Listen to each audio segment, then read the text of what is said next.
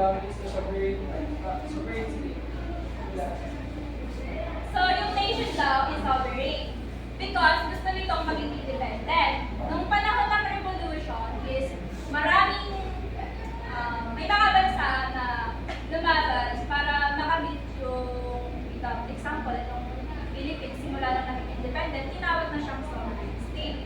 So, sa tingin nyo, ano yung sovereign? Anyone?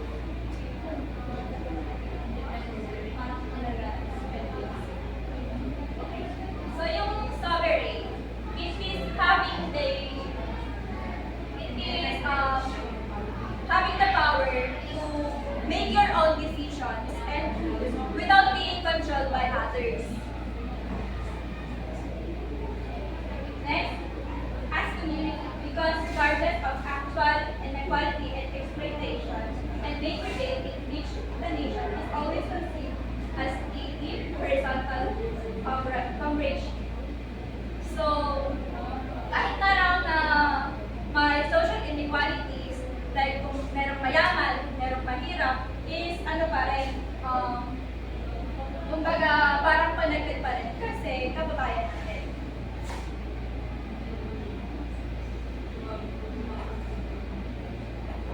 Okay, ano nga ba ulit yung state according sa kanya na ginagamitan ng use of force? According to this person. Sino?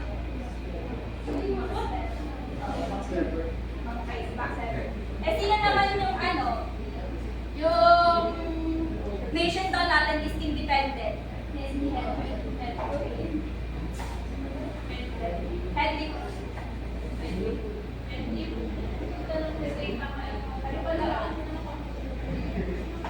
So, based dito, can someone differentiate between the states and nation? Based dito.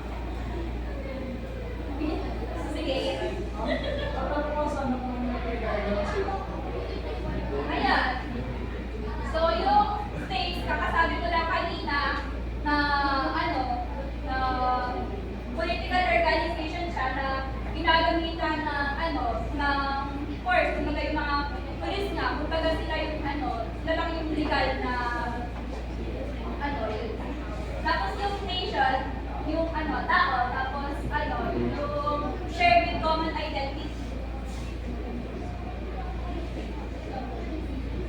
Yan. Dito naman tayo sa the state and economic interdependence. By golden straight jacket. Sa tingin nyo, ano yung golden straight jacket?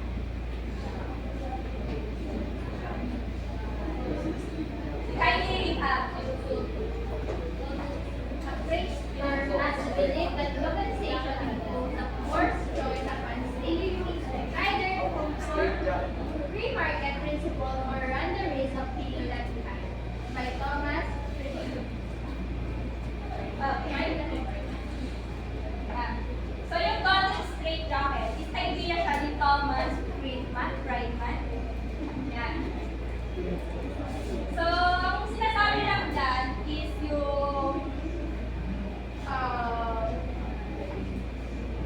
yung countries daw is they are forced to follow free market policies. Kumbaga, parang pinipressure sila na sumunod dito sa free market policies na to kasi kung hindi sila susunod, mapapagdiwanan sila.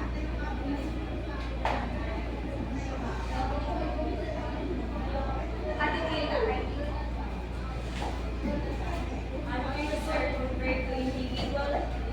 individual stocks where the states and their governments are rewarded and punished similar to buying and selling shares of individual companies. The state also lost an important element of economic sovereignty that neoliberalism is beyond contesting. So, yung countries daw is may compare natin siya sa stock ng market. Kapag nagustuhan ng investors yung policy mo, parang siya, may reward na kapalit. Kasi nga,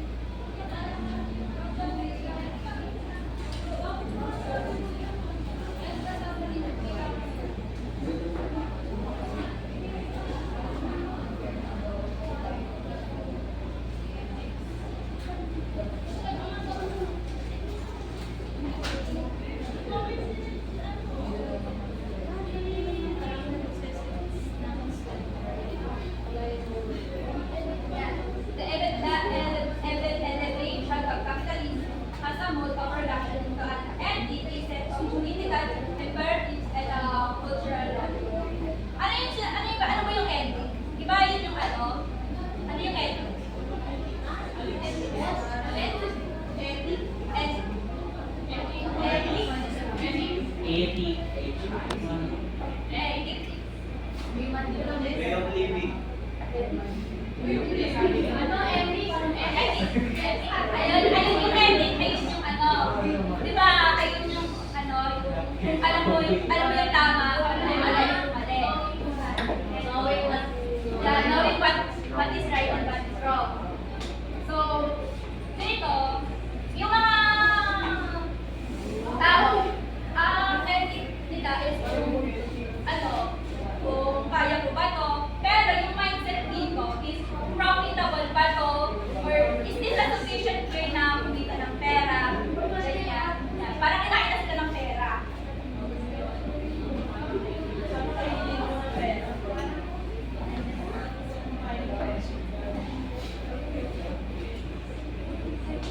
Yeah, so in trying to spread the restaurant in some cases constitute by limiting you the power of economic needs.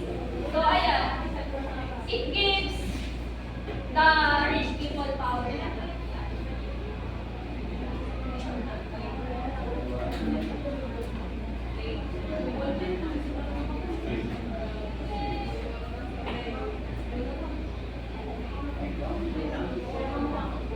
Ayan na rin yun.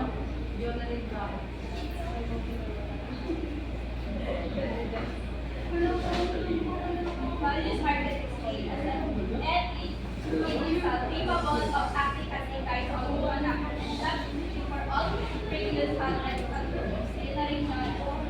Values. Knowing what is right and wrong. But yung mindset dito is kung profitable pa to. Basta parang or all about siya sa ano. It is this sufficient way na kumita ng pera.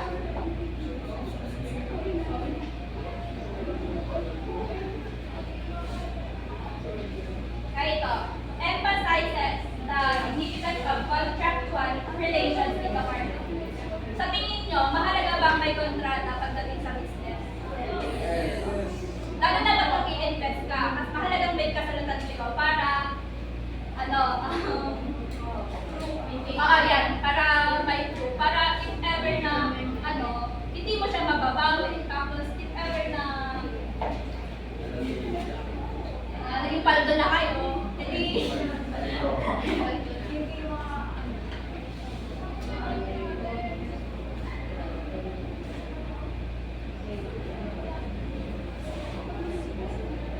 Also, short-term goal is maximizing the reach and frequency market transaction. It seems to bring all human action into domain of the market. So, ayan. So, parang ano, nakikita na lang daw natin, tayo mga people, nakikita na lang daw natin na parang, ano lang, parang kitaan na lang ng pera, halimbawa, sa private schools. Yung student, or di kaya sa private tutor, magbabayad lang yung student sa private tutor niya, tapos, kapalit nun is tuturuan siya. Nai-gets ba? Sa hospital naman, magbabayad ka para magka-consult.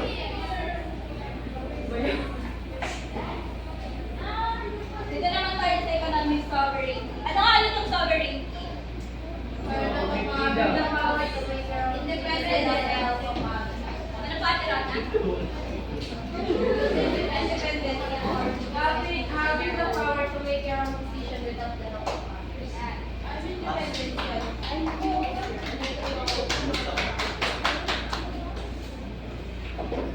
Ayun, the power of our national governments to make decisions independent of those made by other governments. Yun nga, it's about being independent nga, sabi ni Nico. Yes! Thank you po. I appreciate it. In a globalized world, economic governments have no alternative but to adopt neoliberal economic policies of privatization, deregulation, and reduction in public expenditure.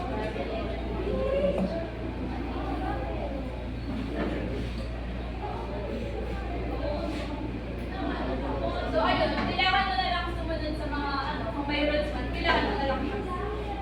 So, there are four different concepts of sovereignty. Wala na dyan ang international legal sovereignty. Mabasa Kit. International. International Legal Sovereignty. It refers to the acceptance of a given state as a member of the international community. Ayan, ibig sabihin lang yan, kinikilala ang isang bansa bilang totoong country. Kumbaga, member siya ng United Nations. Ito, Pilipinas, kilala siya bilang country. Westphalian sovereignty. Mabasa sa Jonathan. Westphalian sovereignty.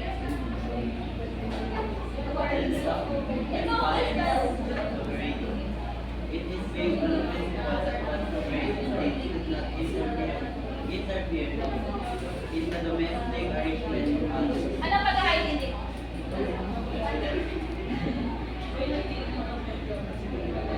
Dapat hindi mangingialam yung yung lipat sa Yan, tama. Ayan. Kapag hindi ka dapat makailang sa ibang bansa. Kumbaga,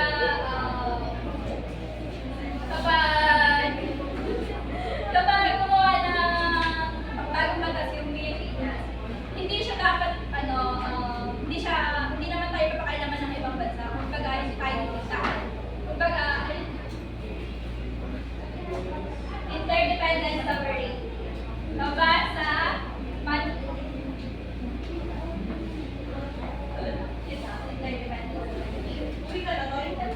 It is the capacity and willingness to control flows of people, goods, and capital into the out of the country.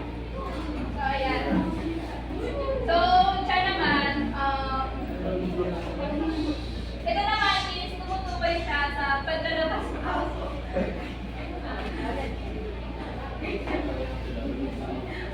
sa paglalabas ng mga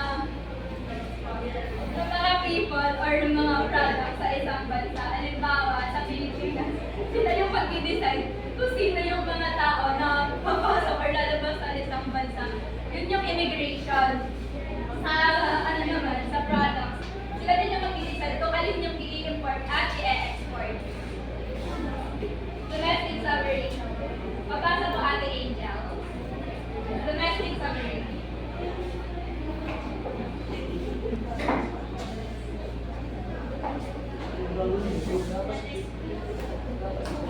Domestic sovereignty.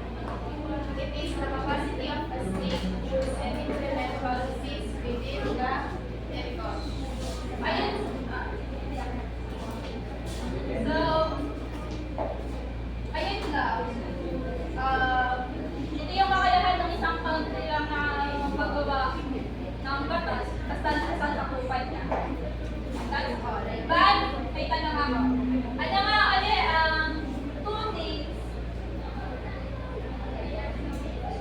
two things that can happen if a country is equal in straight bracket. Okay, ano? Economic growth and politics.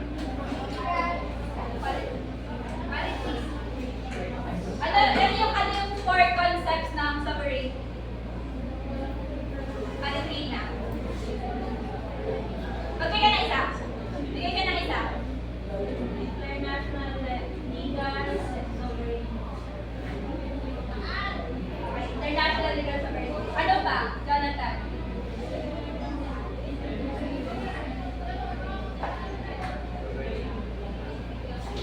Ano pa, Angel? Domestic sovereignty. May isa pa? Yung binasa ni Jonathan. Ano, Kristen? Mas pala din. Ano nga ulit yung having the power to control? Ay, hindi. Having the power to control. To make your own decisions. Sovereignty. Ano nga ulit yung yung ginagamitan ng force state, tama. Share with common identity. Sino nga ulit yung may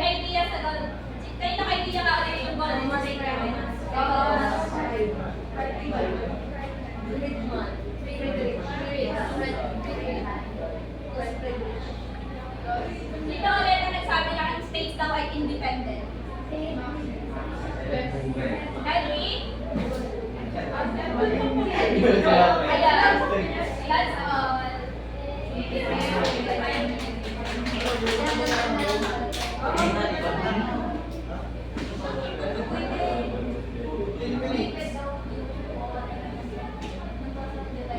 Dito na tayo, room diretso na.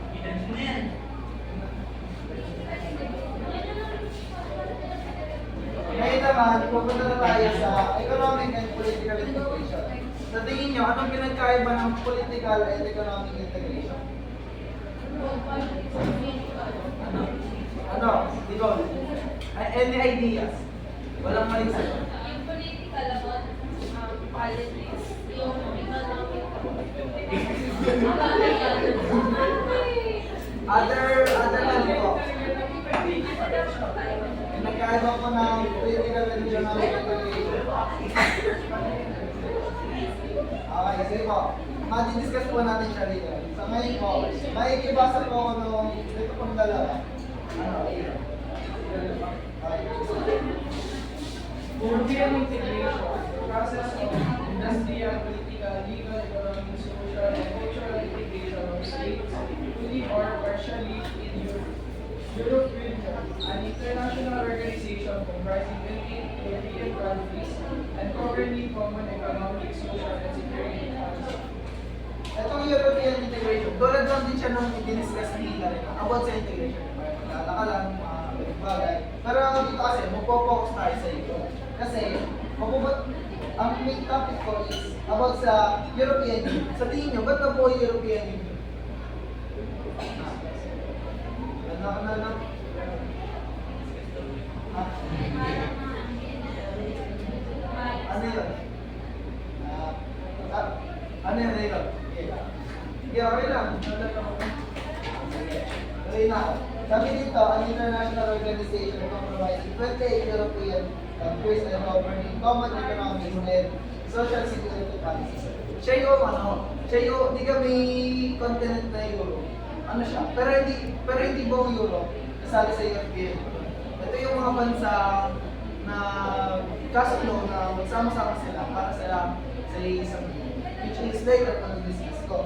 Tapos, nabuo ang European Union after a World War I.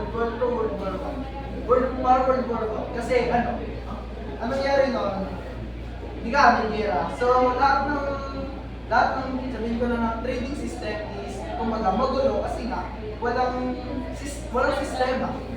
Kaya kahit sabihin natin yung isang part ng gera, yung kabilang partido, kulang talaga sa kapital, walang dumating sa kanila, may supplies, foods, mga bagay. Kaya nabuo yung European Union para magkaroon ng sistema.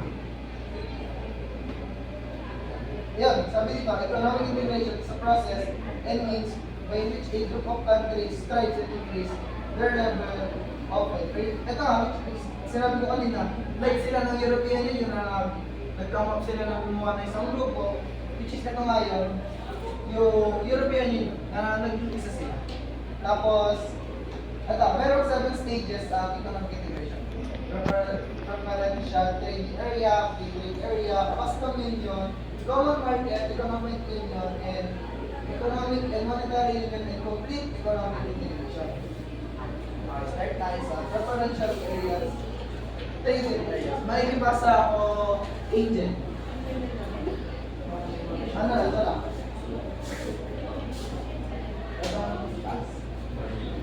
Happens when there's an agreement on reducing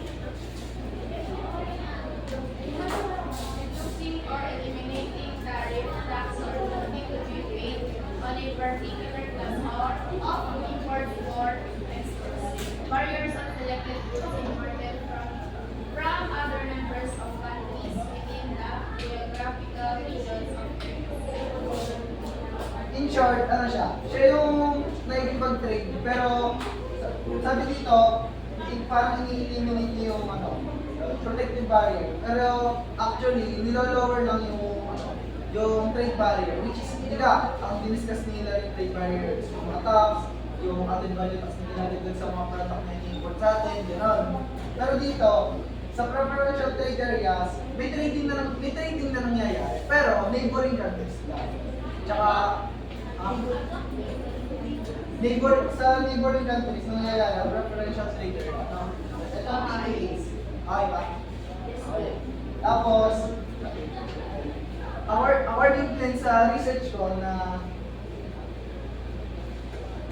step by step sila. Kaya nga sinabing stages. Bali dito, sa preferential trade areas, di kami, tulad ng European Union, may mga members sila. So, sa mga members nila, doon nalilimit yung trade barriers. Pero pagdating sa ibang countries, which is non-member na nila, may trade barriers pa rin, which is hindi nila inaalis para ma-protect yung local product sa ibang countries.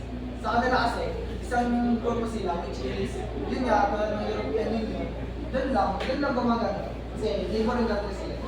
Pagdating naman sa free trade areas, okay, siya, parang i-illustrate ko lang. Kasi stages siya. So, kumbaga, PTA, siya yung pinaka-start. So, after nun is yung FTA, which is free trade areas. Yan. I-illustrate ko lang. So, dito, sabi naman dito na i-eliminate talaga yung trade barriers para sa mga members ng isang group or organization. Pero, kumbaga, nililimitan. Pero dito, tinanggal na, which is meron ng malayang magpapalitan. Yun lang yun. Ito namang free trade agreement. Ito, ayan, dito nangyayari, which is, yun nga, sa sinabi na mismo. From word ng free trade, ano na siya? Nasa usapan na siya. Kung magkakasundo yung two or more countries na magpalitan sila ng produkto. So, sabi dito, eliminate import tariff as well as import quotas. Sino pa nakakatanda dito? Trade barriers about quota. Kung yung added value tax, yung dinadagdagan yung price ng isang product para protektahan yung local products natin, what about naman sa quotas? Merong limitation sa control ng products na nakaka sa Safety din. Yun nga, tulad nga lang sinabi ni Jay. Tapos, ayun, agreement. Dito sabi dito, agreement can be limited to a few sectors from get encompass to all aspects of international trade. So, in short, start tayo sa preferential trade, which is nililimit yung trade barriers, tapos free trade areas, which is yung nililimit yung trade barriers sa mga, sa members na isang organization. Tapos, pagdating dito sa free trade agreement, dito naman yung may usapan na, kung nagkasundo nga sila. Pero, yung may quota dito, signify na trade countries. Mga FTA din, pero yes.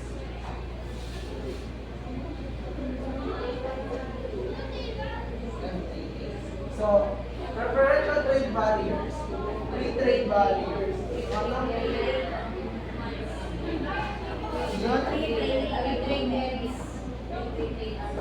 trade agreements. Ito naman, custodian units.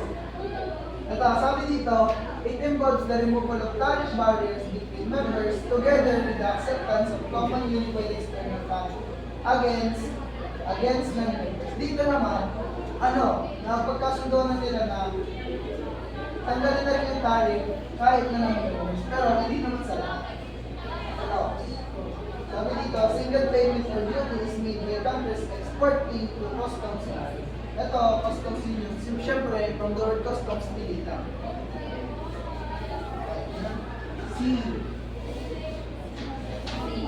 Ikaw,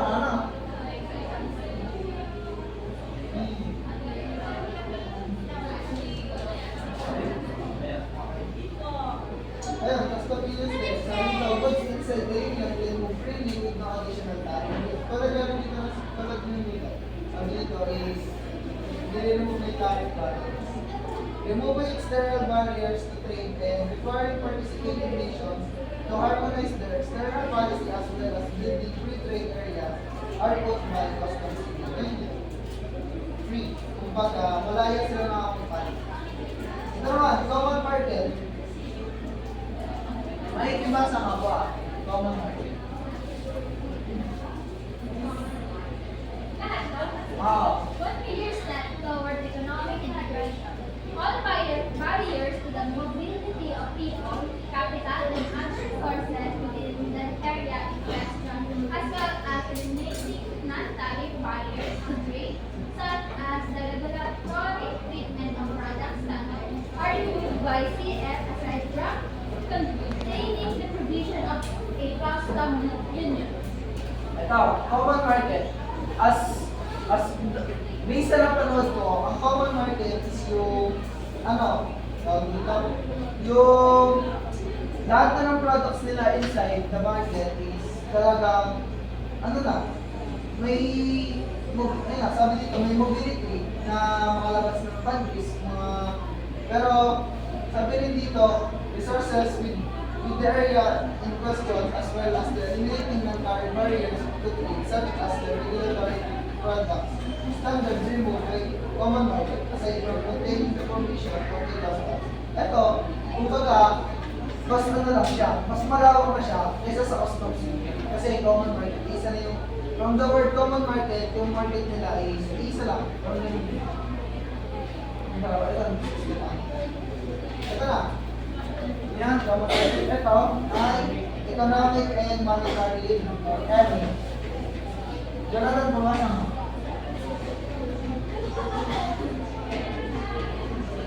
Economic involves single economic amount of policy, a single currency and common monetary. Okay. Sabi dito, thank you, Jonathan. Sabi nga dito, dito, it involves single economic market, common trade policy, and single currency. Pagdating dito, lahat sila, isa na lang ginagamit nilang klase ng pera. Kunyari, peso lang, peso. Yun lang eh. Economic monetary, sabi dito, represent major step in integration in European Union economies. It means to provide stability. Ayun na, parang EU, economic union.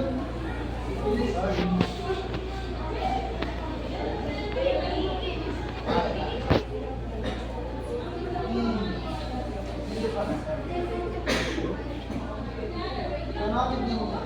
Ito, trading bloc that has both common market between members and common trade policies towards non-members through. Although members are free to pursue independent macroeconomic policies, it requires coordinated monetary and fiscal policies as well as labor market, regional development, transportation, and industrial policies. Ito naman, pwede din dito, sa economic union, dito, may service na nangyayari. Hindi na lang products yung pwede i-trade. Dito, kasi nga, ang economic union is may kakaisa na sila. Dito, sila, coordinated monetary fiscal policies. Pero sa labor market and regional development, ito may transportation na rin. Pero dito, hindi na lang, tulad kanina, hindi na lang members. Dito, kahit non-members, Pero dito, sabi yung members are free to pursue independent macroeconomic policies. Tapos na, iisa mo.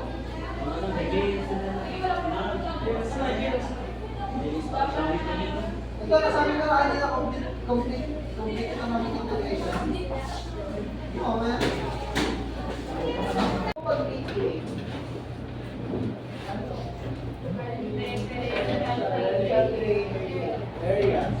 Ano po yung default na sa akin? Which is yung lagi ko pong binabanggit yan. Hindi po siya totally in-English.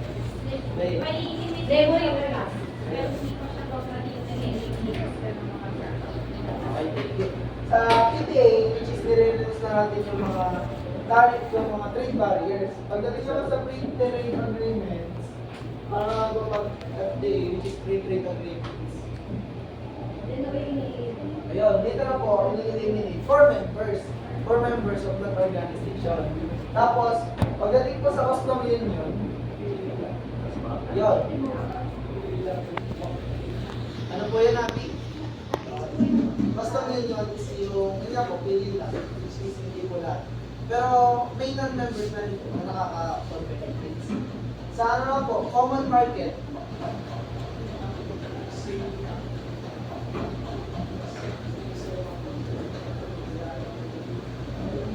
okay, sabihin ko po dito.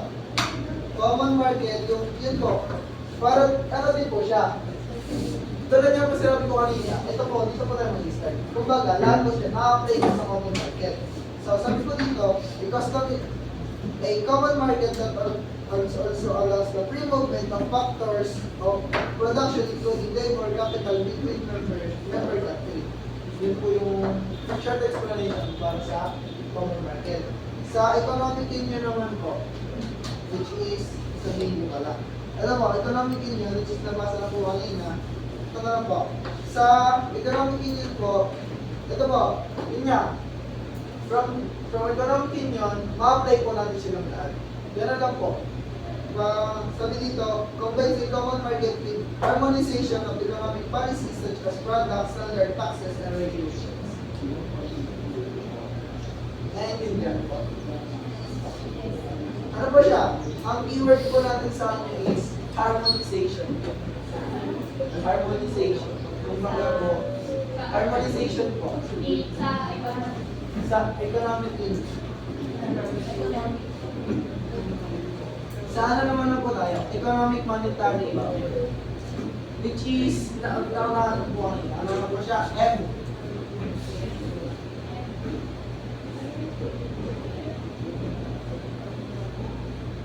Sabi po dito, EMO means Economic Monetary Union. It involves single economic market. Yun nga po, from single economic market, na-apply po natin din yung common market. So, common trade policy is single currency and common monetary policy. Represent major step in integration of European Union's economies.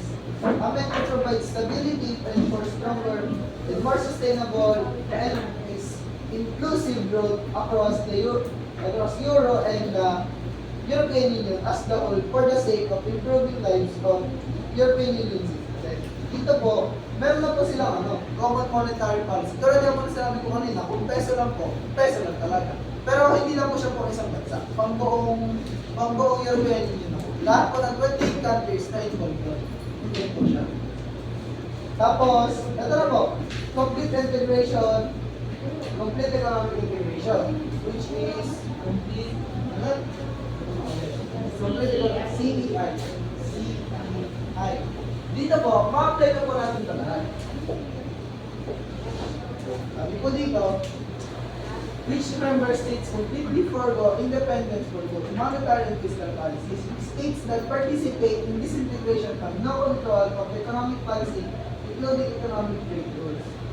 Sabi po dito, wala na daw kung may control ng economic policies, including economic trade rules. Pero, para po mas maintindihan po natin, sabi nga po kanina, stages po sila lahat. Sa lahat po, nag-start po na ito sa preferential trade, area, yun po, which is po sa neighboring countries. Ang i-visualize ko po na isa po siya po, actually, ilan na po, stages siya. Stages po dito, na-apply na po natin siya lahat.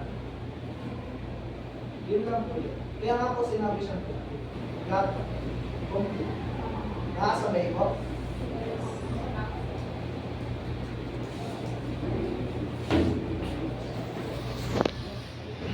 Ito po, another definition for completed economic union. There is full monetary union where regulation regarding labor and capital shared between member state and this equal to single currency. Yun nga po, tulad po sinabi ko kanina yung sa EMU. Ano po meaning ng EMU? Yun nga po, doon po yung single currency siya. Complete harmonization. Saan po may harmonization ng part? Sa economic union. Di ka po, napansin niyo po, talaga po, sa dulo, na-update na po sila lahat. Nakasabay po. Okay, political integration na po tayo. Integration component with political system. The integration of political system with economic, social, and other human systems. The political process by which social, economic, and political system become integrated. Dito naman po, ano po siya? Related pa rin po siya sa isang organization. Apan po sa napanood ko na yung isa pong European Union, yun nga po, yung group na European Union, yung 28 countries po na yun, sinusunod po nila lahat ng batas na na-apply sa European Union. Kasi nga po, member po sila nun. Kailangan po nila sunod. Para lang po yung, kunyari po, sa Pilipinas, tapos sa region po, 1, 2, etc. Ganun po. Kumbaga, members po yung mga region. And yung organization po na sinasabi natin, which is yung Philippines. Ganun po yung example yun. Nakasabay po. Political integration mainly based on welfare increasing effects and integrated policy making policy yun nga po sa batas. Making according to the economic European integration. Pero ang purpose po kasi ng pagkakaroon ng organization, yun nga po, hindi lang po para maging leader para sa buong, sa lahat ng bansang naging member niya, kundi para po magka-benefits lahat ng members nila. Ganun po siya. Brings economic benefit by leading the recovery of effectiveness policy making. Yun nga po. Sa ano talaga, pag political integration, ano po, sa organization po na yun, may sinusunod po sila. Yun po yung key point. Ito, sa theories na po tayo. Dito po, medyo nalilito po ako, pero I'll try my best po. Theories of European integration. Okay, wait lang po. Dito. May sabi nga po lahat ng 7 stages of economic integration. Yan po yung definitions. 7 stages po, yung sunod-sunod. At ito Preferential trading area, free trade agreement, custom union, common market, economic union, economic monetary union, complete economic integration. Sino po kaya mag-explain sa PPA po?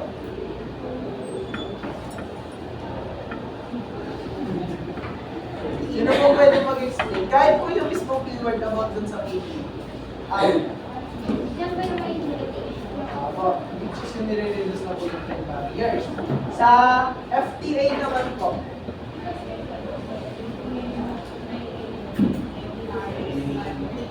alam po, kahit there is ano po, para puro Glenn, free trade value, free trade agreement. Sa ano naman po, custom union. Common market po, which is CM. Ate Rona, common market po.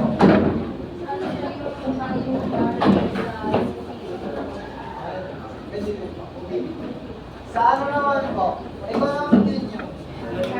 Organization. Yun. Sa ano po, economic monetary union. Ano po? Singular economic market. Ano? Single balance.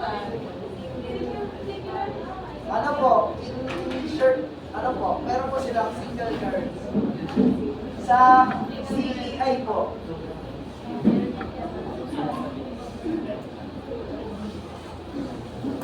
ito, CEI po. Ano, nakakalaw na sa kanya lahat ng basics na under niya. So, meron siyang harmonization, i-integrate na yung ibang mga policies. So, complete na siya. Yun nga, yung first word nyo is complete. Yun na. So, punta na po tayo sa theories of European integration. Neo-functionalism. Ito po, focuses on supranational institution of European Union, of which main driving force of integration of interest European and national levels of political party activities, and the role of government and supranational institution. Ang keyword ko sa kanya is spillover. Yun po yung keyword sa akin, spillover. Sabi po kasi dito, it proposes that integration in non-economic sectors creates spillover, which is pressures forcing further integration into related sectors and eventually political unity. Yun po siya. Keyword po is yung spillover effect. Ganun po siya masasabi, spillover. Kumbaga po, parang natapos po. Hindi na ako.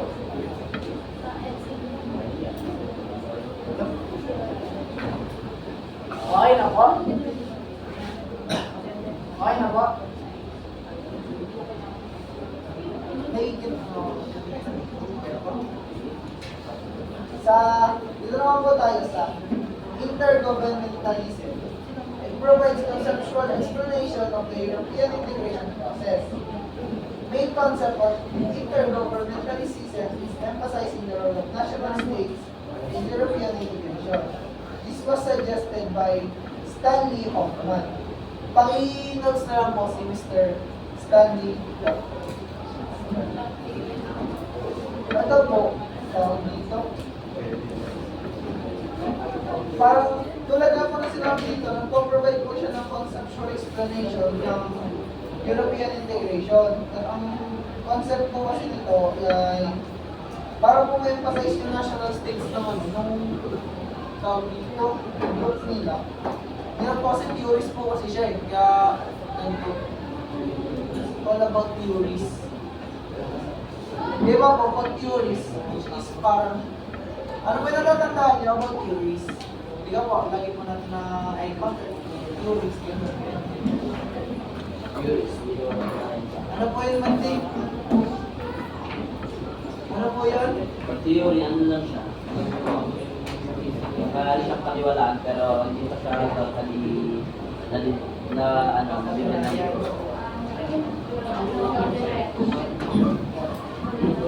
Ang keyword po dito is, ano lang po, ang tandaan na lang po natin is conceptual explanation. Kasi po, about mentality po kasi siya. Keyword po, conceptual explanation. Kasi po, mentality po eh. Mentality about government. Okay na po? Ito, intergovernmentalism. Ayun, theory proposed the logic of diversity. Introduce niya po, introduce niya po yung logic of diversity. Set limits to the limits the spillover. Ayun, ito po yung spillover, yun po yung nauna. Ano nga po yung spillover? Neo-functionalism. Process can limit freedom of action of the government. The logic of diversity implies that on vital issues, losses that not compensated by gains on other issues. Yun din po siya. Intergovernmentalism talaga. Ito po, yung concert nito, ay, dalawa po ito. Meron pa po. Pinag-compare po siya. Ito, intergovernmentalism. A dominant political theory developed by Andrew Moravcik in 1992 explained European integration. Application of rational institutionalism of field of European integration is the aim of this thinking. Ano po? Ano na lang? Upon searching po, ano po siya? Parang pinag-compare po yung intergovernmentalism sa liberal intergovernmentalism. Sabi po dito, it argues that member states driven by national interests are the primary actors controlling the pace, scope, and integration through negotiation. Parang sinasabi po na sila pong dalawa yung may control na bilis ng transaction.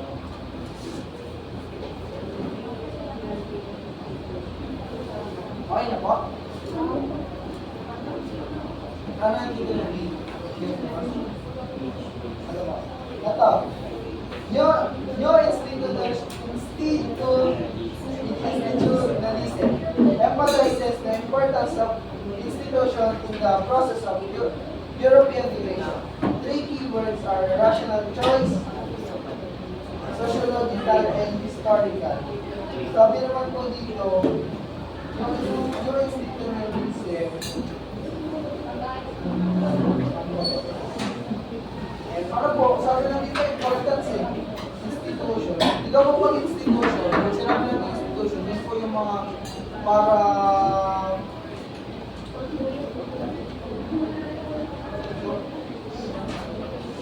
institution, yun po yung mga para makapalaw po sa org nila. Sa ano po nila, sa union nila. Kumbaga po, since malaki na po yung European Union, may yan po sila, may kanya-kanya po sila institution. Ito po, last na. Multi-level governance. New theory. Ito po, bagong theory daw po siya. New theory of European integration. Writer, Leisbeth, Hodge, and Gallimard define economy as dispersion of authority across multiple levels of political governance. Ito po, tandaan nyo na lang po about sa multi-level governance is bagong theory po siya. New theory. Multi-level governance.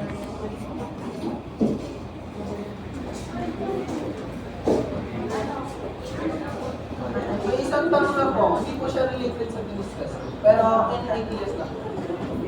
Sa tingin niyo po, bakit po hindi na lang naging isang bansa ang European Union kung pare-pareho lang sila? Kumbaga, hindi na lang sila naging isang bansa. Kasi sabi dito, European Union, top 28 countries. Since isa naman po yung currency ginagamit nila, tingin niyo po, bakit po hindi sila naging isang bansa? Kasi di ka po pag isang currency, isang bansa po. Pilipinas, isang currency lang. As China, isang currency. Any ideas po? Go. Ayun lang.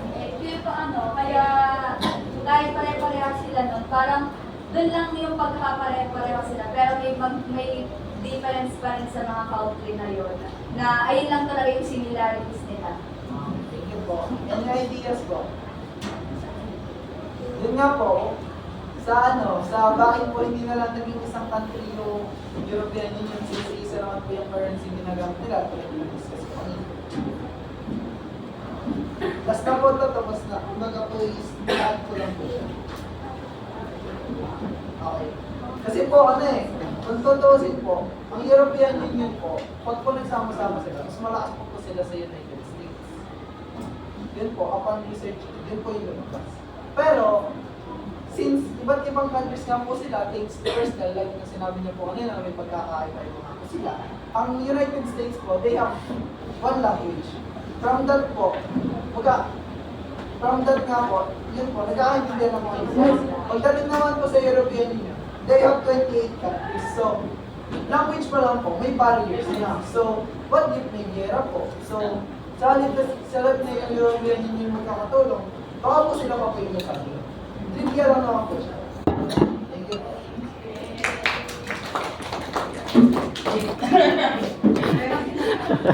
Kaya ba bang makinig? Kaya ba? Kayo, kaya ba? Sa likod? Energizer. Energizer. Kaya, Wala kami doon. Uy, kayo dyan. Mandi. Tulog ka natin. So, daraw po tayo sa next to. Kaya ba? Ate, ready na? Sige, start na po tayo. So, next po, we have the transnational activism and states po. So, under niyan, we have the transnational activism. So, when you say transnational activism, the mobilization of political aims by actors located in more than one country and are addressing more than one national government and or international government organization or another international actor. So, ang sinasabi lang po dito sa transnational activism, ito po yung movement or yung kilusan po ng mga multiple nations, kumbaga more than one nation ang involved po dito. So, ang kanilang goal po is to address certain issue po, and also to have change or kumbaga gusto nila ng pagbabago. So, ang example po dyan, if si Philippines, si Amerika, at si let's say Europe is nagkakaisa sila na i-address yung isang issue, like for example, the climate change. So, pag pinagtulungan nila na i-address yung climate change, so matatawag natin siyang transnational activists po kasi nagtutulungan po sila. Diba? So, yun. Pahala kayo. Uy, naka-video.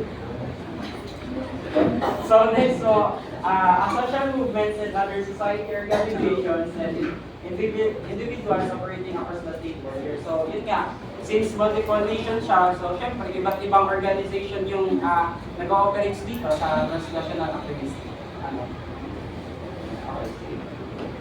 So next po, refers to the coordinated international campaigns on the part of networks and activists against international actors, other states, or international institutions. So dito, nag-coordinate sila. Siyempre, when we say coordinated, so siyempre may magkakaunay, nagkakaisa sila, and siyempre nagtutulungan. Then, sinabi dyan na against sila sa international actors. So, when we say international actors, ito ata yung, based on my research, ito yung mga tao or groups na may malaking impluwensya sa politically.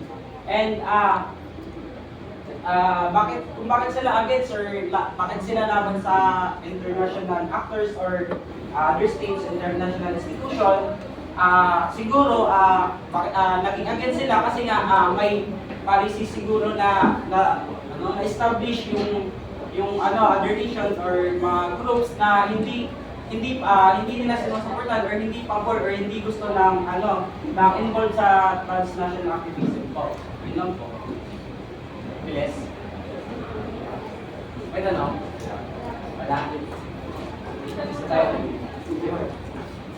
May tanong?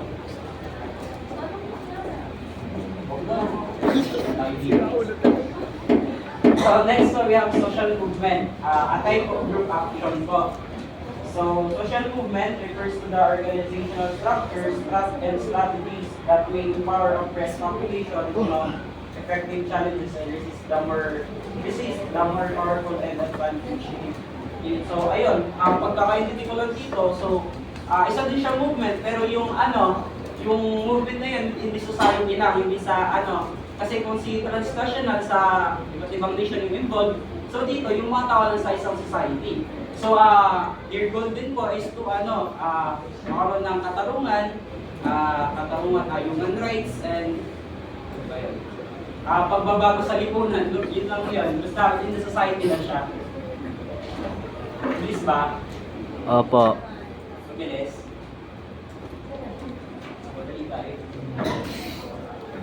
So next, social movement, a collective challenges to elites, authorities, other groups or cultural codes by people with common purposes, solidarity, and sustained interaction with elites, opponents, and authorities. So yun, ang mga members dito sa social movement, syempre, yung mga taong may iisa lang yung yung layunin, yun. Yung members dito, yung involved dito is isa lang yung layunin nila. Yun. Easy. And next po, we have the global justice movement.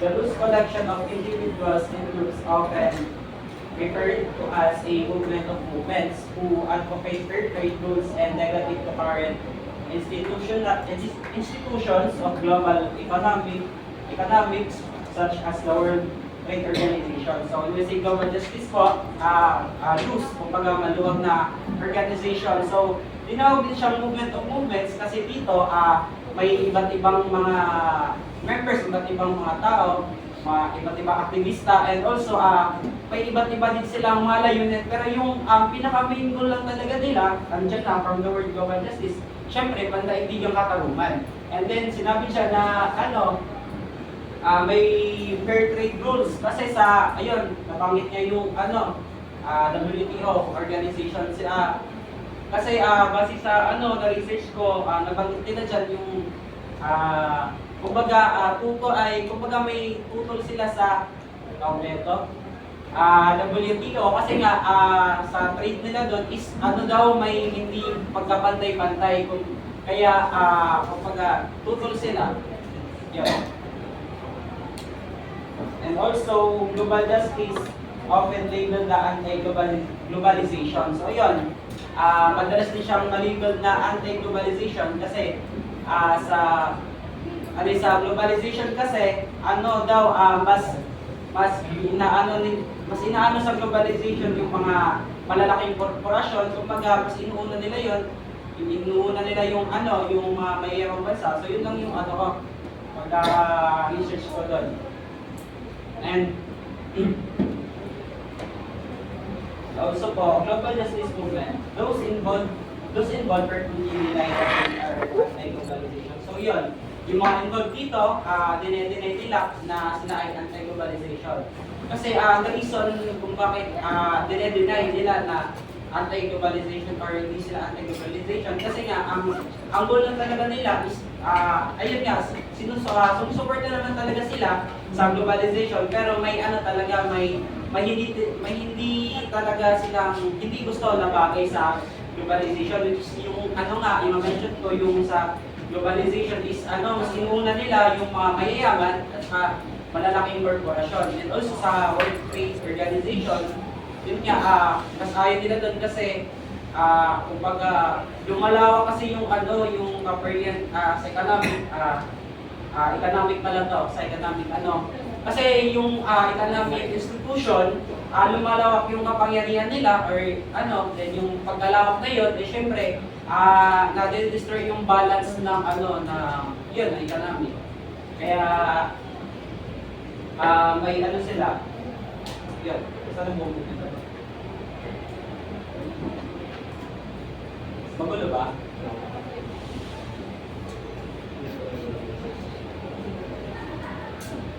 So next po, we have the new transnational activism po. So as multifaceted as the internationalism. So multi, marami po naman. Then also the protests and organizations are not the product of the global imaginary but of domestic rooted activists who are the connective tissue of the global and the local working activators, growers, and advocates for gains both domestic and international.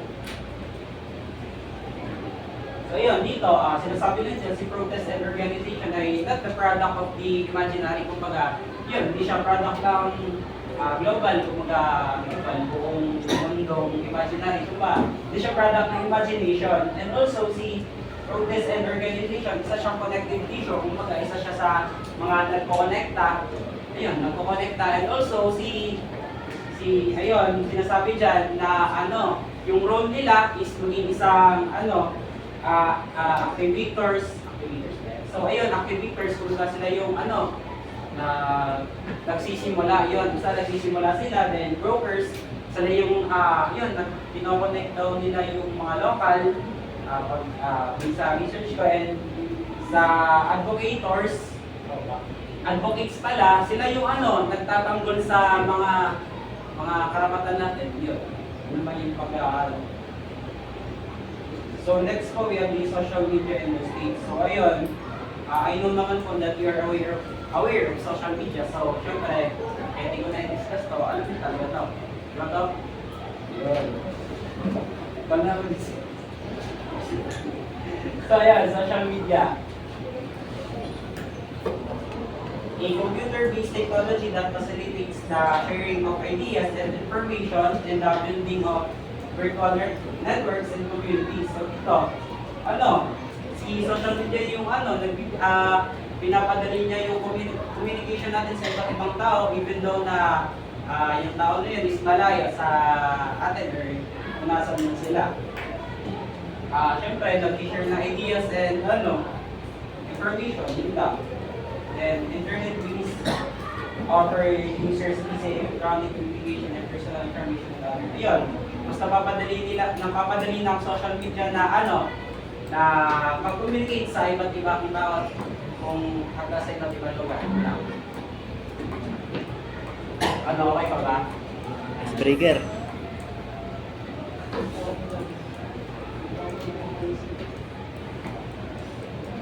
Okay, malapit na tayo.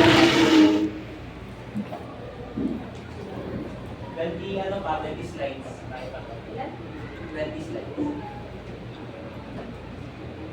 So ayan, social media. Users engage via computer, tablet, or smartphone via web-based software or web application, often utilizing it for messaging. So ayan, ito lang yung ginagamit ng mga tao or users like the computer, tablet, or ano man para makapagbigay ng message. Yun. Yun, empowers individuals to have a voice. So may tanong po ako, guys, may tanong ako. Ba't kaya si social media ay nag-empower ang individual to have a voice po? Social media empowers individuals to have a voice po. Bakit kaya? Sige. Kasi dahil nasa social media, mas doon na natin na-express yung mga gusto nating sabihin, lalo na pagdating minsan sa politics, may mga doon na dapat tayo nagpo-post kaysa sabihin sa personal kasi natatakot sila na baka may mangyari masama sa kanta in case bumosa sila dun sa mga politikong nangangarap. Kaya dinadaan ng iba sa social media and doon siya kumakalat at maraming nag-a-agree na totoo nga yun. So yun. Meron ka. Ito, si Dennis. And because with the use of social media, we have a freedom of, we people or individually have a freedom to speak, but we need to have a etiquette when we are expressing our opinions and feedback with the certain issues. Thank you. Super dami po gumagamit ng social media ngayon since mas 20% ay tayo. So it is very impossible na hindi makarating yung example, kung hinahin ng isang tao about sa isang politiko. So very impossible na hindi makarating sa kanya yung ganun sinasabi ng tao since super lawak ng social media and hindi rin imposible na hindi magpa-viral or ganun nga, na hindi maging trending yung ganun kasi nga, super lawak ng social media. Like na sinabi niya, social media is very good nga sa atin. Tapos, ayun, nila-encourage natin yung mga individuals kasi there's so much tendency na marinig yung hininahin natin sa Yan tawag mo. So yung lab ko yung nabanggit is correct po. So yun nga, kasi si social media is doon sa social media madali tayo nakakapag-express and also sobrang lawak niya. So syempre madaming audience doon kasi nga sobrang lawak ng social media. So next po, many social movements have increasingly seen social media as means collaborative crowdsource with diverse stakeholders. So, yun, sinasabi lang dyan, even na si social movement ay ginagamit na din yung social media to gain information or ideas po. Yun lang. Ayun ito ba?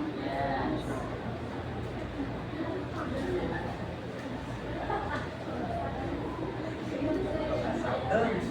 So, basa. Also rin po, ayun si Irish.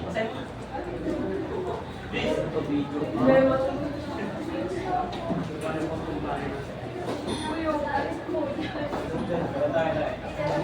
And explain po. Explain yung Internet organ stations, social media are often supported because technology can help projects in sense of a digital image where individuals are able to see the lives of others within their communications and photos. So yun po, large organization, siyempre, sinusuportahan na din ng large organization yung social media. Kasi ano daw, help foster the sense of digital Ilang lesson kayo? Siyempre, sa digital media. Ilang lesson? Parang ito lang yung mga groups natin sa social media. Isang buo? Kasi pag we say digital, hindi talaga siya physically, pero digital. Ayan. Natin namin by pin. And syempre, if may may groups or may village tayo, syempre, alam natin kung ano yung mga ginagawa nila or ano yung pamumuhay nila. And doon, Dahil doon, mas nakikilala natin yung mga iba't ibang tao and napapalapit tayo sa kanila. Yun. Feel closer with them. Siya nag-request ng isang PPT yung kanya. Jazel, pakibasa.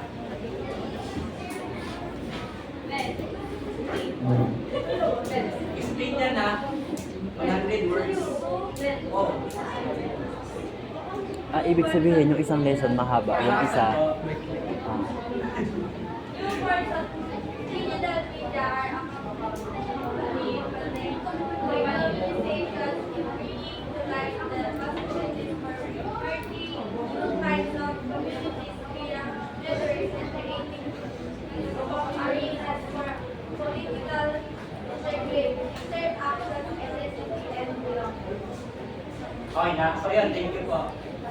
Yun, si new media daw, new forms of digital media is nagbibigay siya ng opportunities na yung iba't ibang communities mag-merge, like merging, kumbaga magsama-sama.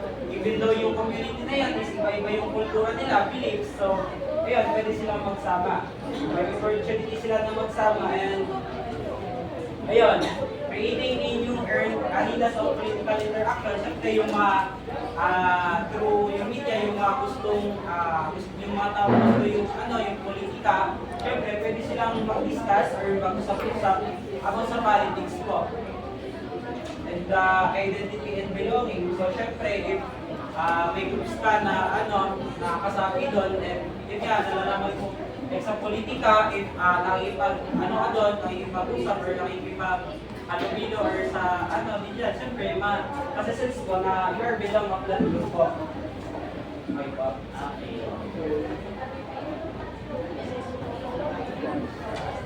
and then, kasi, isang araw pa makapag-report si Jen.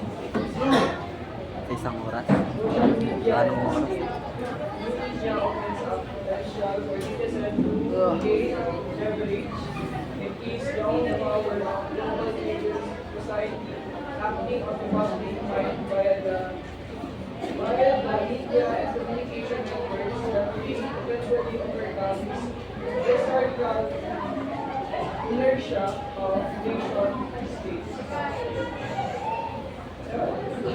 Okay, thank you po. So yun, yung media opens up potential citizens. So dito, sinasabi lang dito na yung mga tao is nagiging daw ng leverage. What do you mean by leverage po?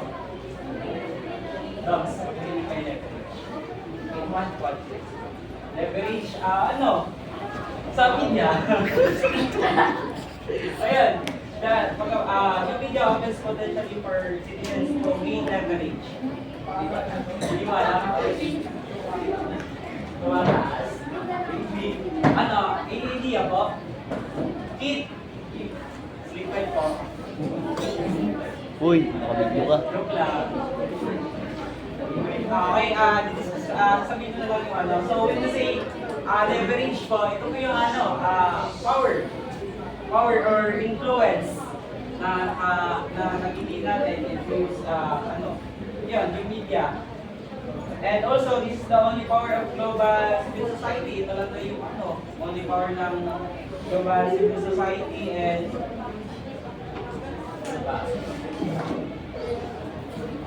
ayun, ginagamit yun para ma-overcome yung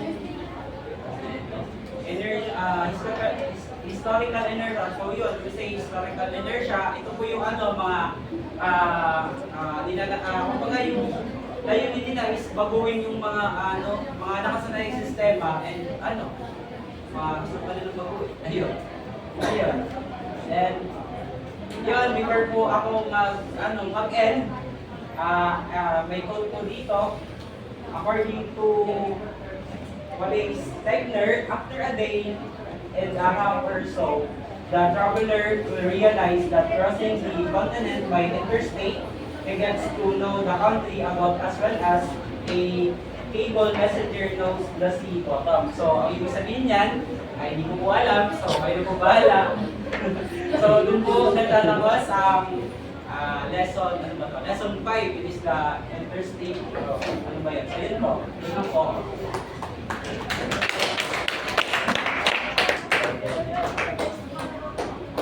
Okay. Discuss naman yan. And today we will open a new topic which is entitled Global Divide, the North and the South. Meron po ba kayong idea about dito sa topic na to? From this title?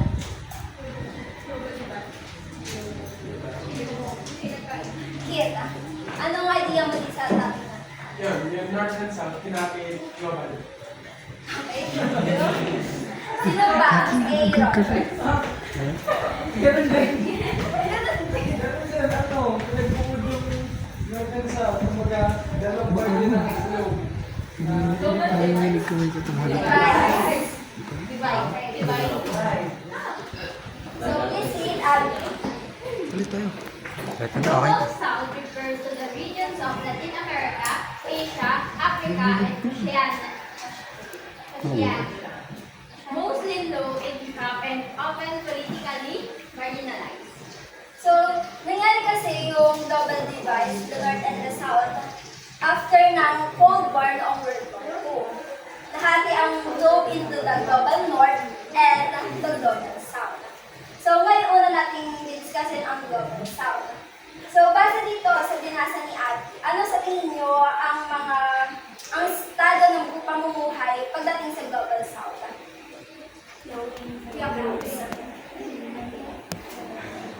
Mula dito sa binasa ni Ate. Yung pamumuhay ng mga nasa global south is parang sila yung mayayaman lalo mo sa natural resources. Okay. Sino ba? Cristel. Ano, nakalagay po dyan, mostly low mga income nila. Low income. Okay. So pagdating po sa global south, sila po yung mga nasa category na nasa mahihirap na bansa or yung tatawag natin na developing countries pala. So yun nga po sinabi ko dito yung ilan sa mga bansa na kabilang sa global south. Please read ang atin. It may also be called the developing world, such as Africa, Latin America, and the developing countries in Asia. So katulad nga po ng sinabi ko kanina, ang mga bansa po na kabilang sa global south, yun nga po yung nakakaranas na ng low income, poverty, and the mostly marginalized. Ano po kapag sinabi natin marginalized? Mahirap. Mahirap. Yung mga nasa laylayan. Please read Marianne. General, the global south refers to these countries' interconnected history of colonialism, neo-imperialism, and differential economic and social change through which large inequality are maintained. Naputol. Thank you. So ano nga po ba yung colonialism? Colonialism. Ate Tina? Parang yung isang bansa, sinasakop siya ng ibang bansa kung wala silang independence na pamunuan at panglakan. Okay, thank you po. So yung mostly daw po sa mga countries na kabilang sa global south, sila po yung may mga history ng pananakop or nasakop ng ibang bansa. Tapos po, neo-imperialism. Meron po ba kayong idea kung ano yung neo-imperialism? Wala po? Wala po. Okay. So pag sinabi po natin neo-imperialism, sila po yung mga nagiging dependent sa mga foreign industry sa kanilang bansa. So ang nangyayari doon, nagkakaroon ng influence yung mga foreign industry doon sa bansang yon na nagiging reason maging parang kontrolado nila yung bansang yon na economically. Yes po ba yun? And yung nasa global south din po, is nakakaranas, ilan dito sa nararanasan nila ay ang inequality. Kasi alam po naman natin na ang inequality po kahit sa ang bansa ay nararanasan talaga. And yung life expectancy. Ano po ba pag sinabing life expectancy? Any idea po? So ito po yung parang bilang po ng population sa bansa. Dito po sa mga nasa global south, nakikita naman po natin na masyadong crowded or overpopulated na nagiging reason din kaya nagiging part sila ng Global South. Ano nga po ulit pag sabing Global South? Yes, Ate. Ang global south yung mahirap na bansa or nasa Thailand. Okay, yun po. And access to resources. Ano po ba pag sinabi natin resources? Ano yung mga kabilang doon? Natural resources. Ano po yun specifically? Water. Water, land, oil, and yung education, healthcare, at iba pa po.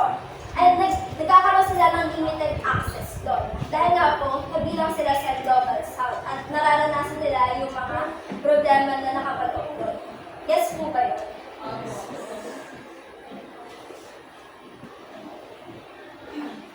Before we proceed po dito sa primary concepts ng Global South, doon po sa history ng pagkakaroon ng global divides nga po, di ba po nagkaroon po ng Cold War? May idea po ba kayo pag sinabing Cold War? Yes po. Siguro hindi ganun gagawin. Nicole? Parang hindi ganun gagawin yung iba. Okay, thank you. Sino pa pong may idea? Kaibigan ko siya. Irish.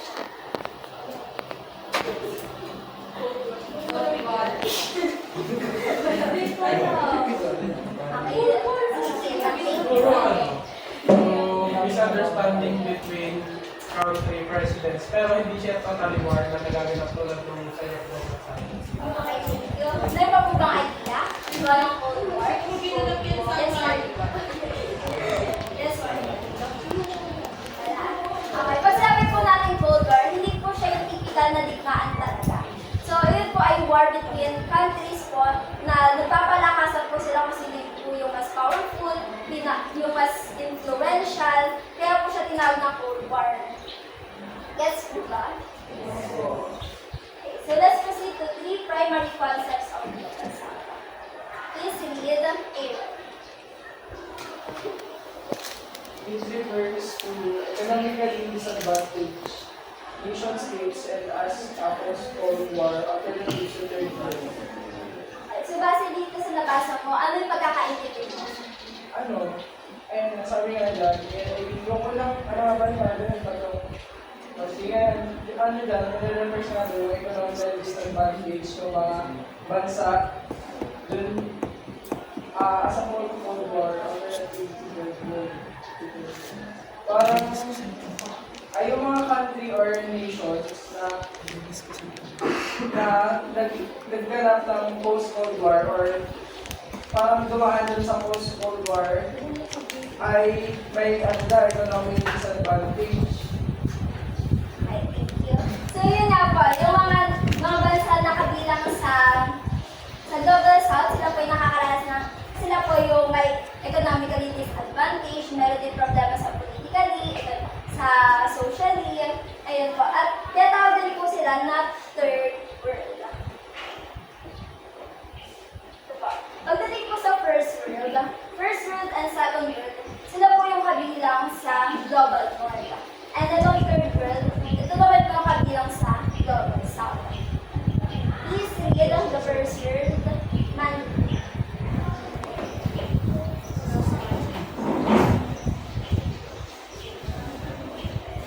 First word, strategies who use aligned to NATO and capitalism. Yan ba? Ano nga po ba ibig sabihin ng NATO? Na-discuss po yun nung last year pa.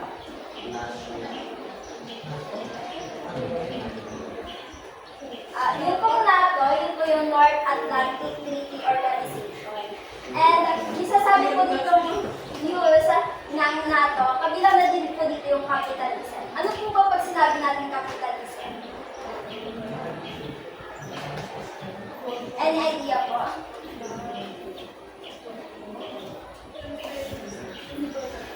Sige, Nicole. About much? About value?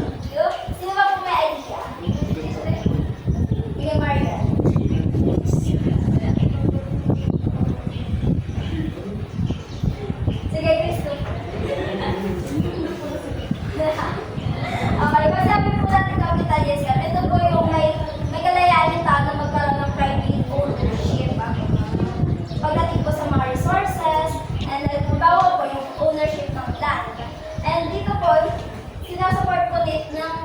world ang democracy. So, lahat po ng tao may kalayan sila na mag-own ng iba't ibang resources. Yes po ba yun? Ano nga po ulit ang first world?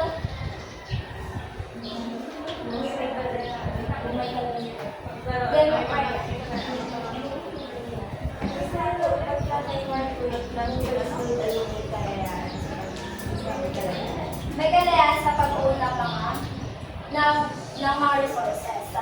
Pagdating naman sa second world, is equality. Refer to countries that support communism and the Soviet Union. Diba? Ano nga po ba ang communism? Any idea po sa communism? Sige, Abby. Any idea?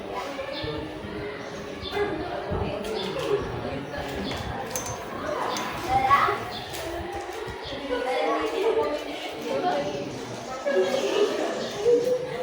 Okay. Pag sinabi po natin communism, compare po dun sa sasabi natin na capitalism. Pag communism naman po, state-owned. Yun naman po. Ibig sabihin po, state-owned. So, ibig sabihin po, pagdating naman po sa second world, hindi supported na yung state yung nagmamayari sa lahat ng resources ng bansa. At sila rin yung bahala kung paano ang distribution nito sa kanilang pamamayan. Gets po ba? Okay. Balik po, pag first world, ito po yung mga rich but democratic. And pag second world naman po, yun po yung rich countries but communist. And sa third world, ulitin na po natin, masabi natin third world, sila yung mga developing countries. Number 2 is real kita.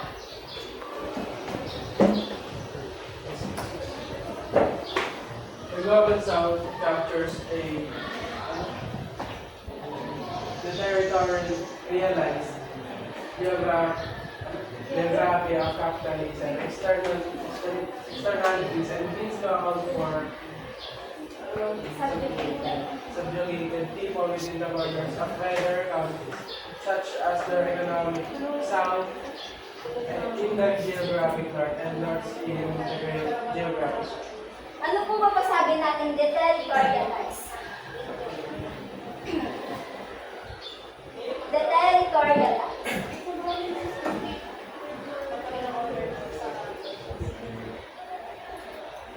Crystal. Okay. Ano po? Pasabi natin deterritorialize ay hindi po siya nakabase sa territory, hindi po siya nakabase kung nasaan yung location ng country mo. Ibig sabihin lang po dito is yung hindi porket na nasa northern hemisphere yung country mo ay kabilang ka na sa global south. At hindi lang din ibig sabihin na nasa southern hemisphere ang country mo ay kabilang ka na rin sa global south. Yes po ba yun?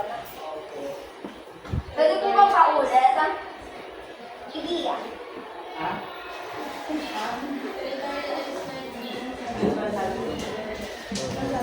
Yung kapag deterritorialize.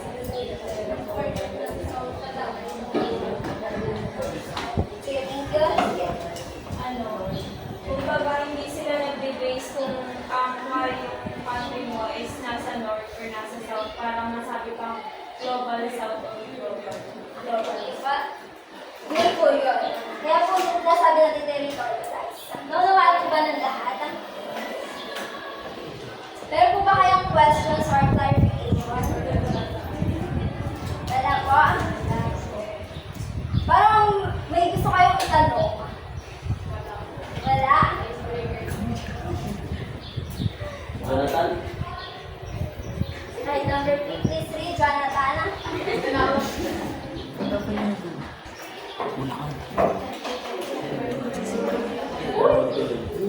refers to the idea that imaginary or conceptual something that results from an experience of some deviation under the contemporary global capitalism. Pinanlinis lang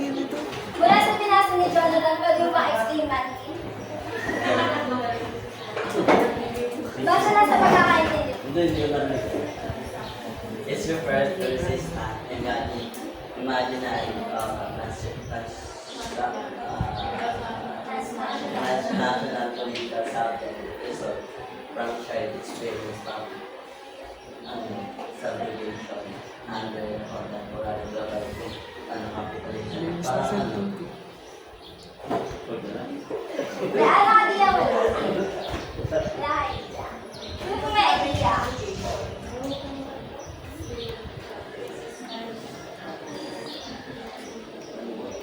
May tanong po ba kayo? Hindi, any idea lang po dito. Subjugation po ate. Ibig sabihin po ng subjugation is parang under control siya ng pwedeng countries or yung mga transnational companies, ayun po, pag subjugation. Yes po. So, dito po sa number 3, they share political identity. Dahil po sa same experiences ng mga tao na nasa Global South. So, ano po yung mga na-experience na nasa Global South? Low income, marginalized, poverty, ano pa po? Lack of resources. So, yun po, they share the same experiences and they share political identity. Dahil sa mga experiences nila. Okay. The Global South is not the rational designation or a point due south from a place. So ito lang po yung sinabi ko kanina na hindi ibig sabihin na nasa Northern Hemisphere ang country mo ay global north ka na. Hindi rin ibig sabihin na nasa Southern Hemisphere ang country nyo ay global south. Next. Please read the second bullet. The process of globalization calls into question geographically bound conceptions of poverty and inequality. Okay, thank you.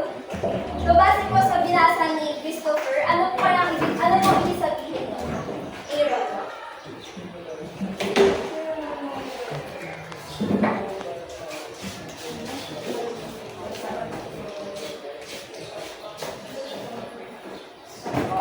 Global South is centered on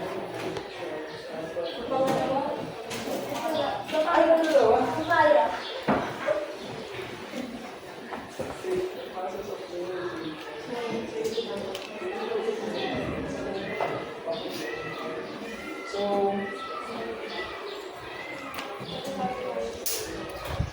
So ano daw, yung process daw ng globalization,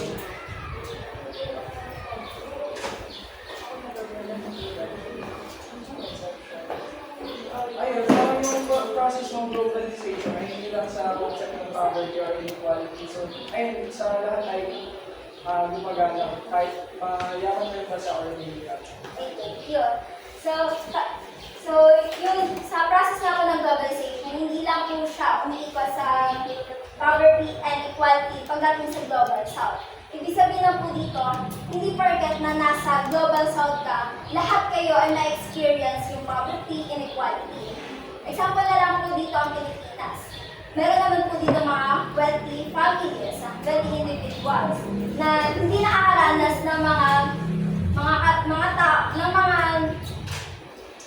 problems katulad ng poverty or inequality. And same with dun sa Global North. Hindi lahat po na nasa Global North ay na-enjoy nilang privilege ng nasa Global North. Yes po ba yun? Ano po kaya example ng bansa na nasa Global North? I mean, kabilang sa Global North. Yes, US for example. America. Yes, Singapore, US. Ayun po. So po sa US, bakit nga po ba natin siya masasabi na kabilang siya sa Global North? Global economically developed. And bakit din po natin sinasabi na pwede sila maka-experience ng poverty and inequality? Kasi sinasabi sinasabi po dito na hindi nga lang po yung limited sa Global South. So, ibig sabihin po kasi nun, kahit po sa US, may mga families pa rin na nakakaranas ng poverty. Yes po ba yun? Yes. Okay. So, next. Please read these two bullets.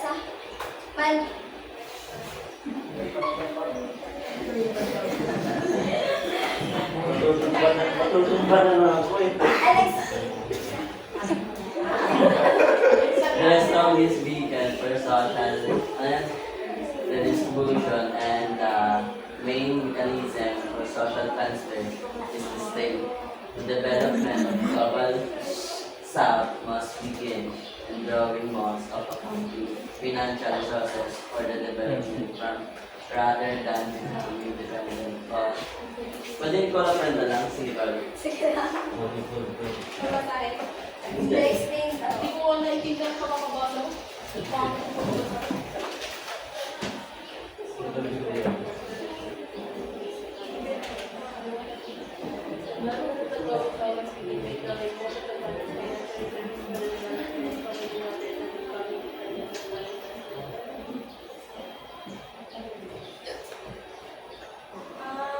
Dapat daw yung development ng Global South nag-start muna sa pinaka-country nila bago sila bago sila maging bago sila maging independent, tapos magkaroon sila ng financial market sa ibang bansa at mga Pilipinas. Okay, thank you. Sige, next. Both ba? Both is. Yung dun sa una, ang sinasabi lang dito na yung pamahalaan daw yung pinakaunang mekanismo na alibasa. Okay, ang sinasabi na ang isa daw, ang mga gobyerno daw yung pinaka isang solusyon para mabawasan yung kahirapan. Tulad na lang ng pagbibigay ng buwis. Then sa next one naman is, yun nga, sinabi nilang din na kanina na kailangan natin tangkilikin yung sarili natin. Yun lang po yun. So, sasabi nga po na, sa state mismo magmumula ang pagbabago. And dito po sa pangalawa, hindi po daw tayo maging masyadong dependent sa mga foreign industries na nasa atin. Dapat po mas tangkilikin muna natin yung sariling atin. Next, please read Hillary. Global South is not relevant for those who live in countries traditionally associated with it, but also signifies that the South continues to be globalized. Please explain it, Aisha.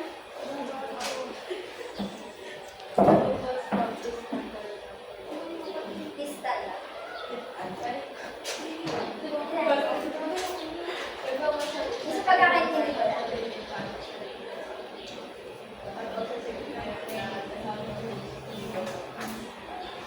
Ang Global South daw is not data.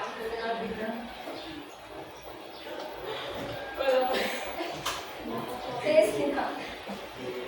Kasi ilan yun. Sige,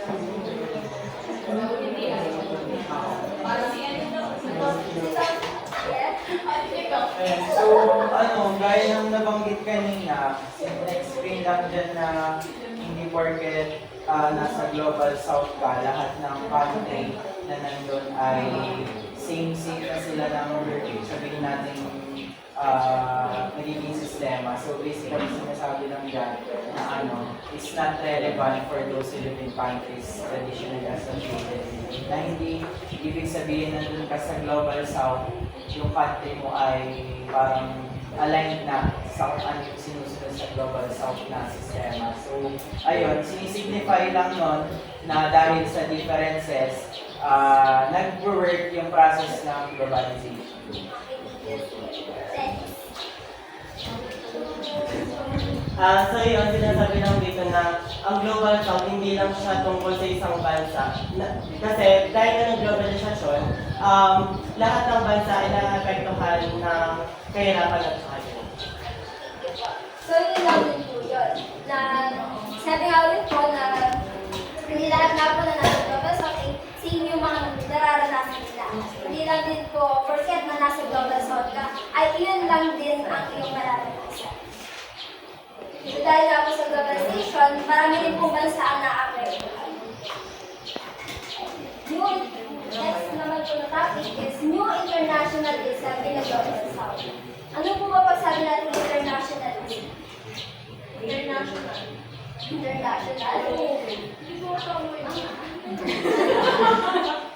Ano po mo idea?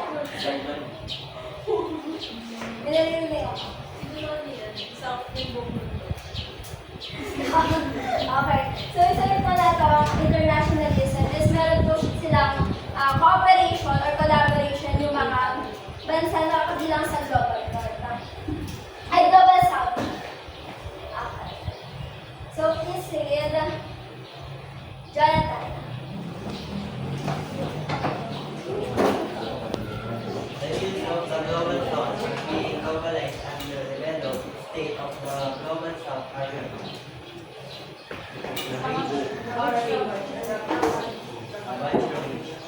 by the World Police, IMF Police in the 1980s.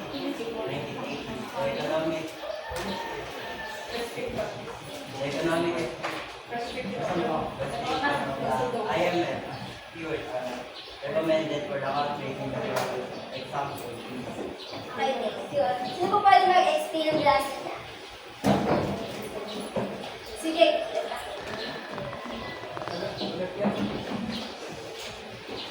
The global south are really globalized. Underdeveloped states like the global south are irregular and policies.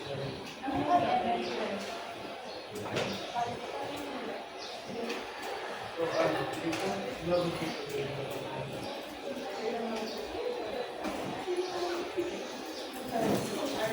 ano yun? Pag sinabi po natin rubbish is parang napapahirapan, parang nakakaranas po ng paghihirap dahil po sa sakit. Yun nga, ang global south ay nag-globalize and underdeveloped state dahil sa pagpapahirap ng merciless or IMF policies in the region. Ano po ba yung IMF? Sino po nakakatanda? IMF.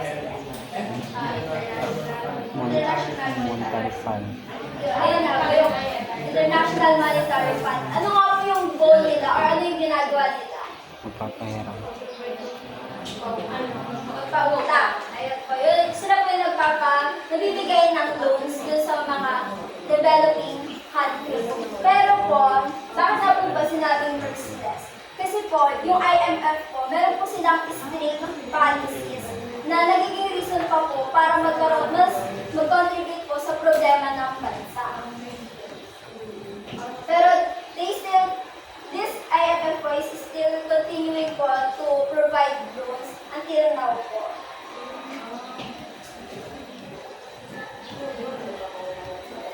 Sino po nakakatanda ko sinisigan? Sige, Dennis.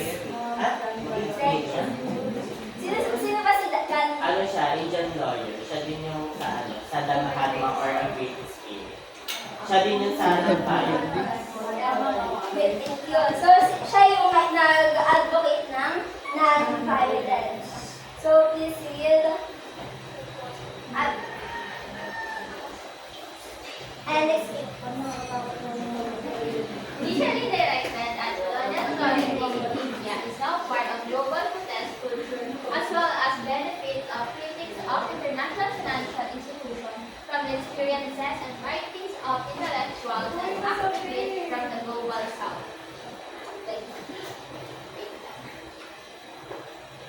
Kasi nasa pagkakaintindi.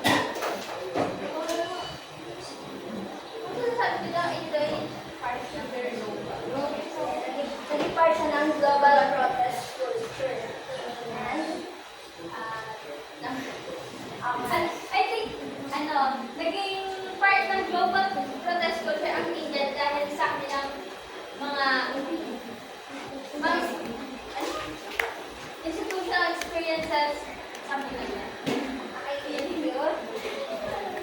Sino pa po may idea? Sige, Mandy. Yan, tayo lang.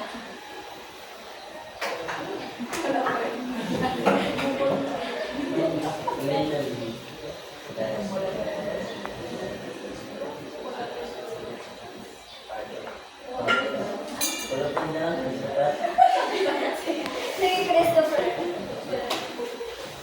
Hindi ko mag-gets. Pero baka connected siya dun sa first time. Kasi di ba may naganap na package. Baka isa siya sa part ng siguro, ayun, initially directed na isa siya sa naging way para ayun, global protest culture. So, ayun, parang connected siya. Okay, thank you. So, kasi before, kung hindi kasi, kung paano sila nagiging against sa government nila, ay hindi katulad ngayon. So, dati kasi gumagamit sila ng tahas.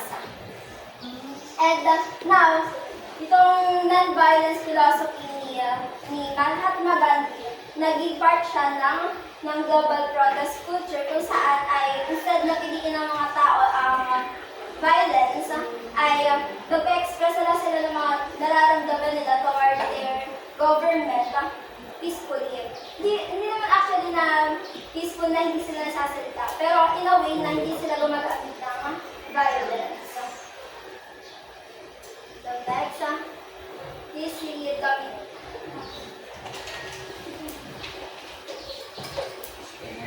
A similar globalization of the South's concern is arising from the issue about global government. As a symbol and metaphor, global South is not only relevant for those who live in countries traditionally associated individuals. So itong pangalawa, ito na din yung sinabi kanina, na hindi lahat na nasa global South ay hindi na experience. And itong pang-una, bakit sa tingin nyo, itong mga concerns is nag-a-arise din siya from global environment. Ano ba yung mga environmental issues na kaya-epekto sa buong mundo?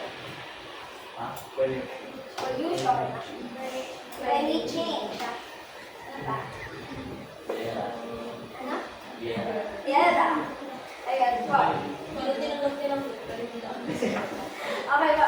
So yung mga environmental issues din po na yun is nag-contribute din po siya kung bakit nag-a-arise yung mga problems na nagre-result dun sa mga na-experience nila, which is poverty, inequality, and yung limited access sa mga resources. Guess po ba yun? Yes.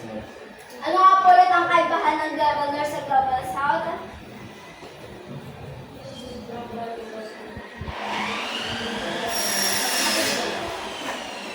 Global South is parang developing countries. Tapos yung Global North is capitalized na siya. Kumbaga may yung bawat individual dun, citizen dun sa Global North is may right sila na magkaroon ng isang own property.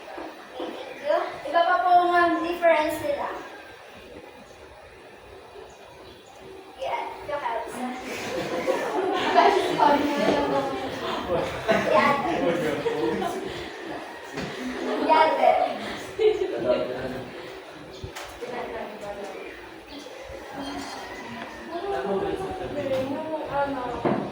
Yung sa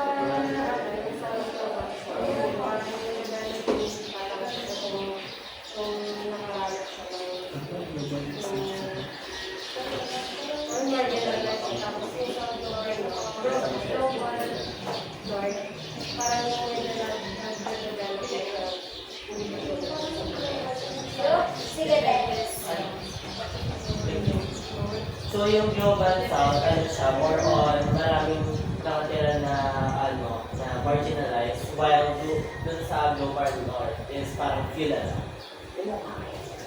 Meron pa po kayong sa idagdag?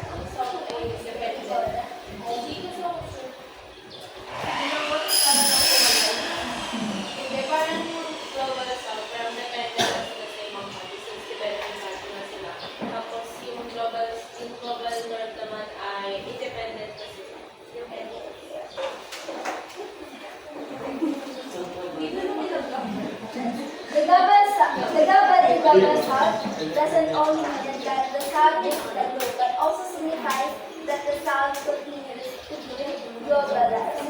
So, ang sasabi lang po dito na ang mga problems na na-experience sa Global South ay hindi naka-isolate doon lamang.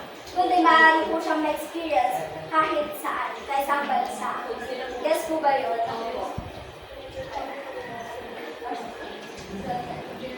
Next is this read. Get it.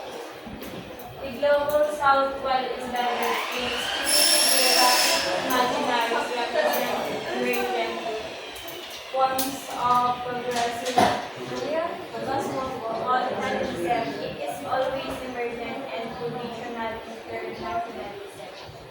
Okay. But, an idea po doon sa binasa ni Ate Lee. Ano pong pagkakaintindi ba?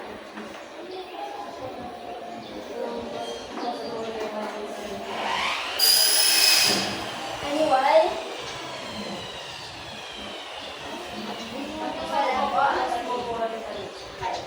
So, sasabi nga po dito sa Global South na ito ay emergent. Ano po ba pag emergent?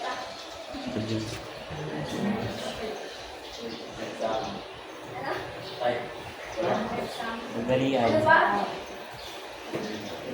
Wala na pa sa babae. Paano po ano yun? Si Mandy daw. Sige, man. Pinagsama. Nagsama. Sige, paano po? Ano pa ba? Mag-rise. So, ito emergent po is nagra-rise or nangyayari. And progressive. Pag sinabing progressive, continuous, nag-e-evolve. Na progressive cosmopolitanism. Ito cosmopolitanism, parang related po siya sa globalization. Nagkakaroon po ng connection, cooperation, yung mga bansa. And it is always emergent and provisional internationalism. Yung nga rin po, parang inulit lang po na emergent nangyayari kahit saan. Hindi lang siya nangyayari sa Global North, hindi lang siya nangyayari sa Global South. And internationalism. Ano nga po yung sinabi ko about sa internationalism? Yeah. Collaboration ng mga bansa. Ano po kaya yung naging reason kaya nagkakaroon ng cooperation or collaboration yung mga bansa? Issue? Pwede po?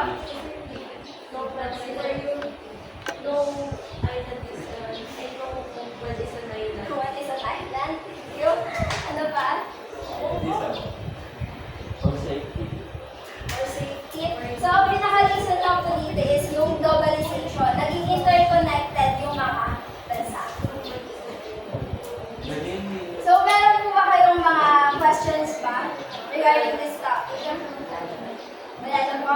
Sige, Mandy, ano ba tanong mo? Wala po ako tinatawag. Okay, so, pwede po ba may isang makapag-summarize ng kanyang naiintindihan? Sige, Dennis. Ako? So yun. So, umiikot lang naman yung topic mo sa Global South and Global North. So, parang sinabi ko lang kita nito yung Global South, more generalized, habang yung Global North, hindi siya, yun na lang marginalized. Yun lang. Okay, thank you po. So, that ends our topic for today.